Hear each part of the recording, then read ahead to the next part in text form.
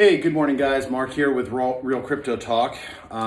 Just want to do a quick video before I head out for the day, taking the kids to a water park for a couple days.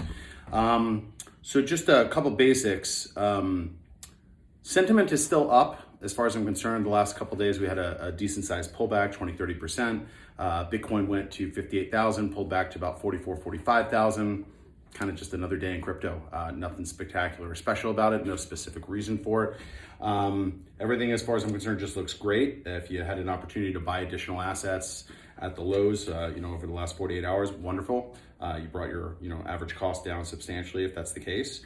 I had a couple people ask me lately if I could share my top 10 holdings. So I'm going to do that real quick by percentage. I have 30% currently in ADA, 24% in Theta.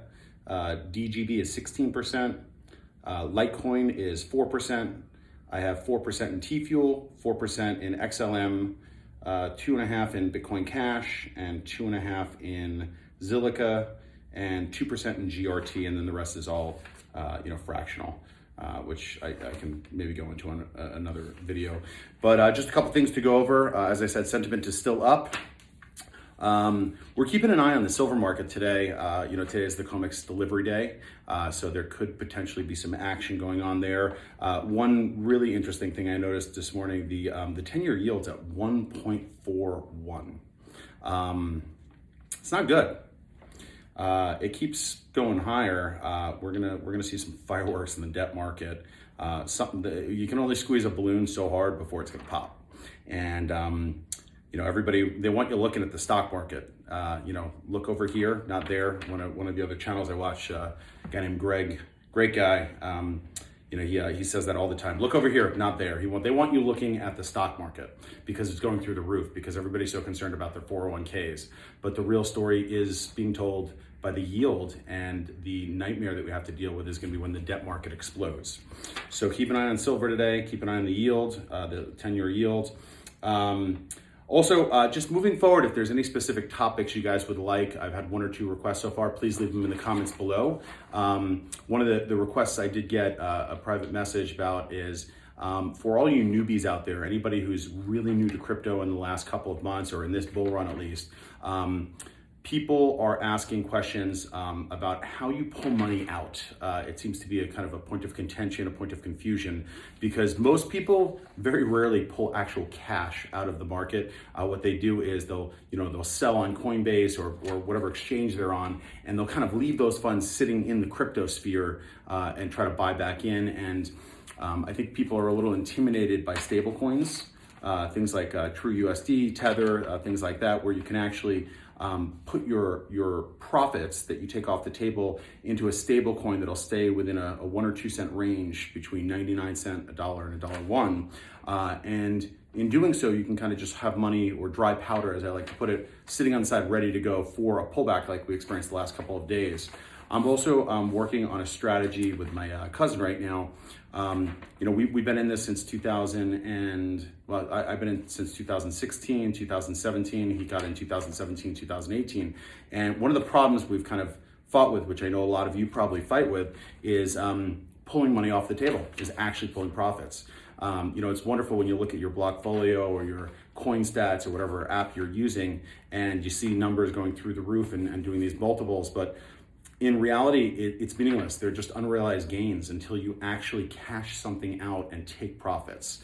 And that's something I just didn't do in 2017. I watched my account go from a little bitty amount all the way up to a 25, 30x multiple in a matter of months. And then I sat back for a year and watched it pull back to half of my original investment.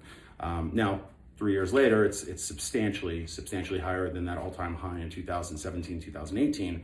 But at this point, at some point between now and maybe the end of April, I believe we will see a short-term high with a substantial pullback, as Bitcoin has done in virtually every bull market it's had. It's had a minimum of a 67% pullback once we've seen a new market high for Bitcoin. So if Bitcoin hits 100 grand, it will more than likely pull back to $40,000, $50,000. And if you're new to crypto, I can tell you the excitement is a little bit addictive. people start to think unrealistically and jump on the bandwagon, and you get this sentiment that it's just going to go up forever and it's never going to stop.